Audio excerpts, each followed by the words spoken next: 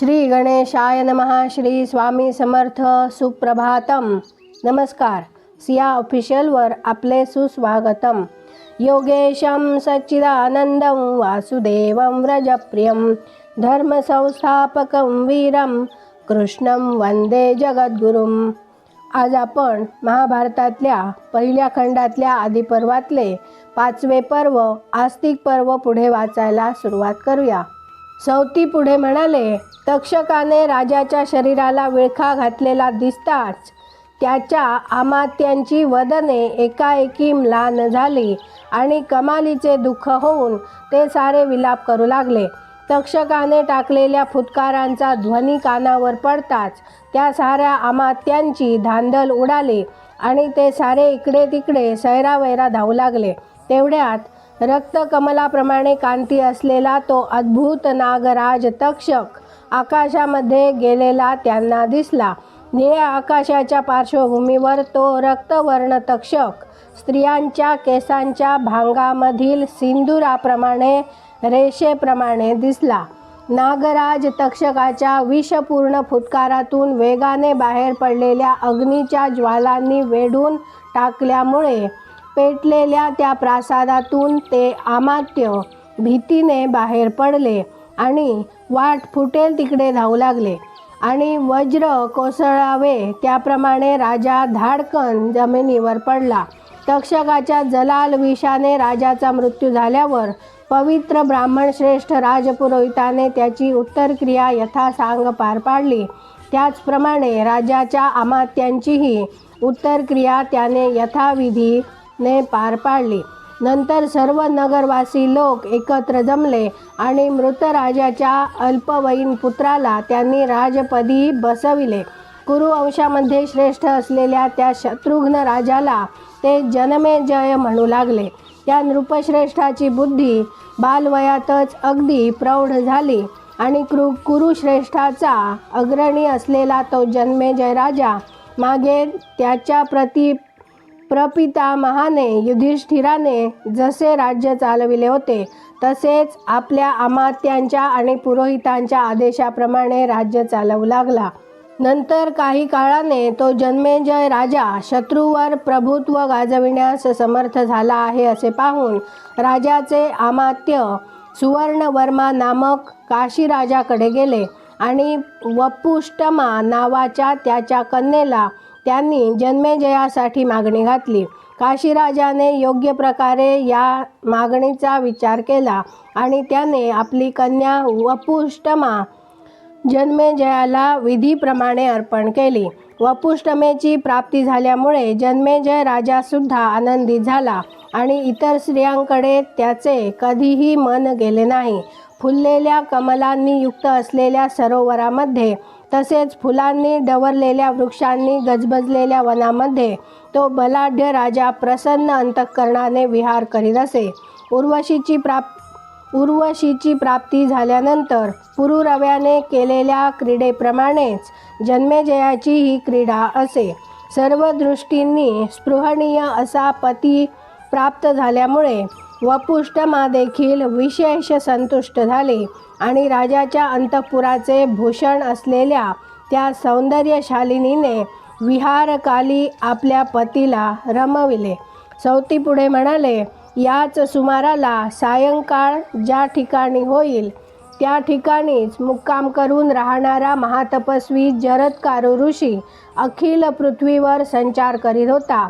ज्यांनी मनोनिग्रह केला नव्हता अशा लोकांना आचरण्यास अत्यंत दुर्घट अशी दीक्षा घेतलेला तो महातेजस्वी ऋषी तीर्थक्षेत्रामध्ये स्नान करून पवित्र ठिकाणी संचार करीत असे.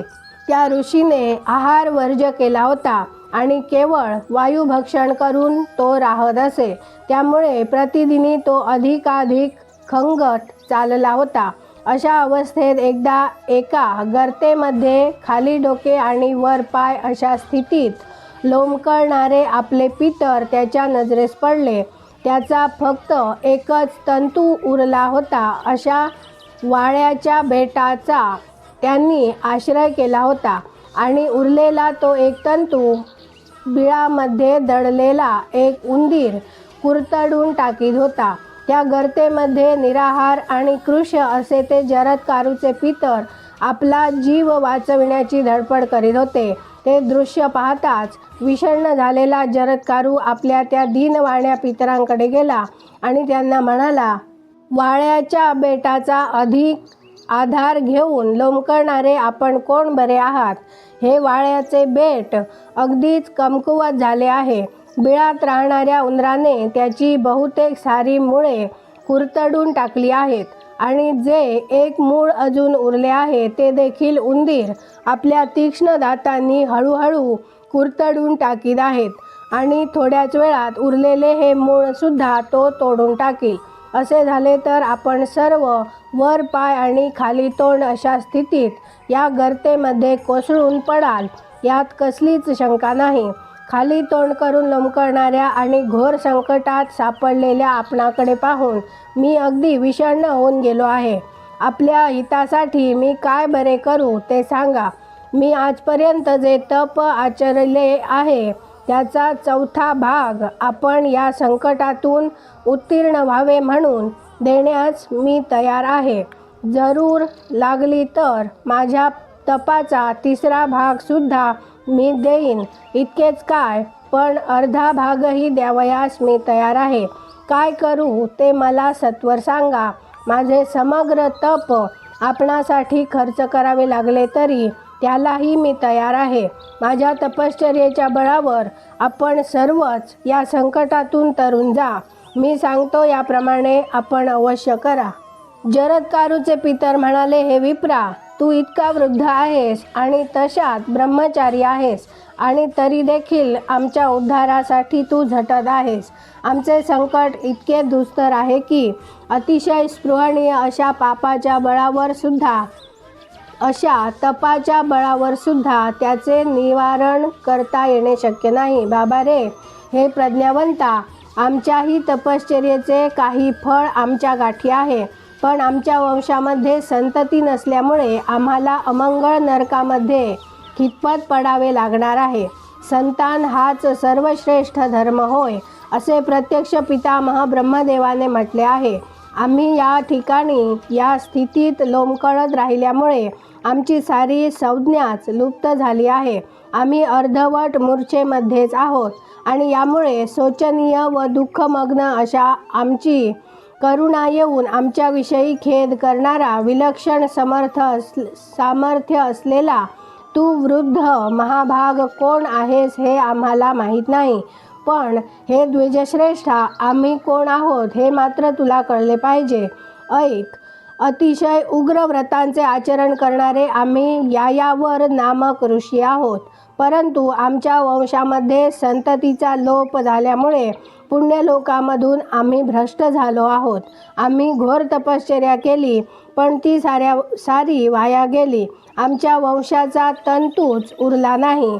पण खरे म्हणजे अजून एक तंतू उरलेला आहे, परंतु तो तंतू देखील असून नसल्यासारखाच आहे. आम्हा अभाग्यांचा एकमेव आधार असलेला तो उरलेला तंतू जरत्कारू या नावाने विख्यात आहे. वेदांमध्ये आणि वेदांगामध्ये तो पारंगत आहे. तो मनोनिग्रही आहे, महात्मा आहे, काटेकोर व्रताचरण करणारा आहे आणि महातपस्वी आहे.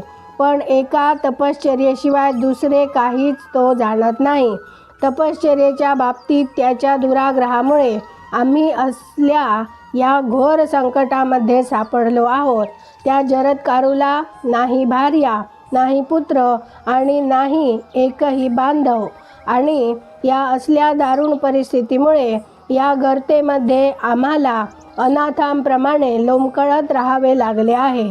आमची सारी संवेदनाच नष्ट झाल्यासारखी आहे. आज आपण इथे थांबूया. माझ्या सिया ऑफिशियलला सबस्क्राईब केले नसेल तर कृपया आत्ताच सबस्क्राईब करा आणि दररोज सकाळी 6:30ला महाभारत कथा ऐकण्याचा आनंद घ्या. बाजूच्या बेलवर क्लिक करून लाईक करायला विसरू नका, शेअर करा, कमेंट करा आणि राधे राधे लिहायला विसरू नका. धन्यवाद. जय श्री कृष्ण.